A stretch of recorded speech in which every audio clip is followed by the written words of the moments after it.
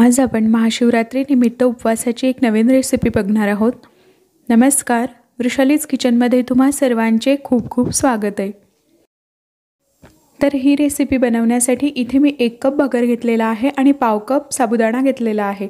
वाटीच्या प्रमाणामध्ये सुद्धा तुम्ही हे माप घेऊ शकतात। भगर आणि साबुदाणा आपल्याला स्वच्छ धुवून घ्यायचा आहे आणि तो आपल्याला भिजत घालायचा आहे। तर 3 ते 4 तास आपल्याला साबुदाणा आणि भगर भिजवून घ्यायचा आहे।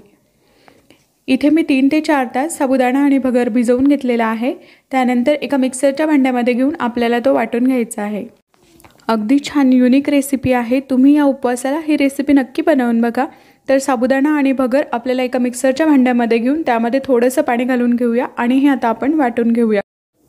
साबुदाणा आणि भगर वाटून झालेला आहे आणि तुम्ही बघू शकता साधारण डोस्यांच्या बॅटर प्रमाणे आपल्याला हे बॅटर बनवून घ्यायचं आहे। त्यानंतर यामध्ये चवीनुसार मीठ घालूया आणि हे एकदा व्यवस्थित मिक्स करून घेऊया। ह्यावर आता झाकण ठेवून घेऊया आणि हे आपल्याला अर्ध्या तासासाठी असंच ठेवायचं आहे। अर्ध्या तासानंतर बॅटर छान मुरते आणि तुम्ही बघू शकता बॅटर थोडं घट्ट सुद्धा झालेलं आहे। त्यानंतर इडलीची प्लेट घ्यायची आहे आणि त्याला बटर लावून घ्यायचं आहे। आपण तयार केलेलं बॅटर आपल्याला यामध्ये वाफवून घ्यायचं आहे। आपल्याला यामध्ये इनो किंवा सोडा काहीही घालायचं नाहीये। त्याचबरोबर आपल्याला याची अगदी पातळ लेयर घालायची आहे। खूप जास्त बॅटर आपल्याला यामध्ये घालायचं नाहीये आणि बॅटर सुद्धा आपल्याला थोडं सैलसरच ठेवायचं आहे। हे 10 मिनिटांसाठी आपल्याला वाफवून घ्यायचं आहे। त्यानंतर याच्या खूप छान वाफवलेल्या पुऱ्या तयार होतात। पुऱ्या तयार होत आहे तोपर्यंत आपण उपवासाची चटणी बनवून घेऊया। एका मिक्सरच्या भांड्यामध्ये भाजलेले शेंगदाणे साल काढून घेतलेले आहेत।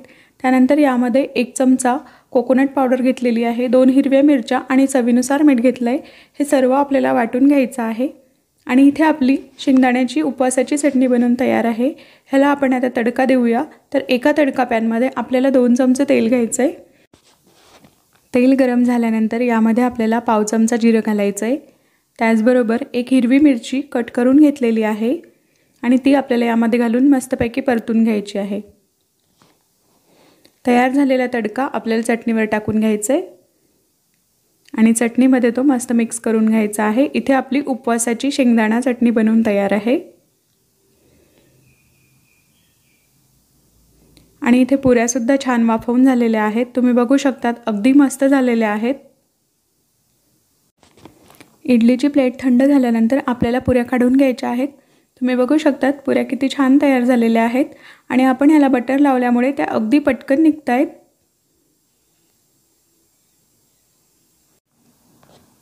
तर तयार झालेल्या पुऱ्या आपल्याला आता इथे तेलामध्ये तळून घ्यायच्या आहेत। इथे मी तेल गरम करायला ठेवलेलं आहे। तेल छान गरम झाल्यानंतर यामध्ये पुऱ्या आपल्याला सोडून घ्यायच्या आहेत। पुऱ्या आपल्याला तेलामध्ये मस्त तळून घ्यायच्या आहेत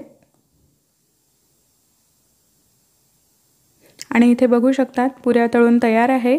यावर अजून छान टेस्ट येण्यासाठी थोडंसं लाल तिखट घालूया आणि थोडीशी जिरेपूड सुद्धा मी यावर घालून घेतलेली आहे। तुम्ही जिरं खात नसाल तर जिरेपूड नाही वापरली तरी चालेल।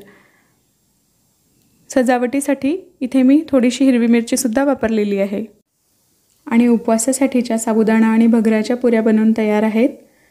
या महाशिवरात्रीला तुम्ही नक्की बनवून बघा।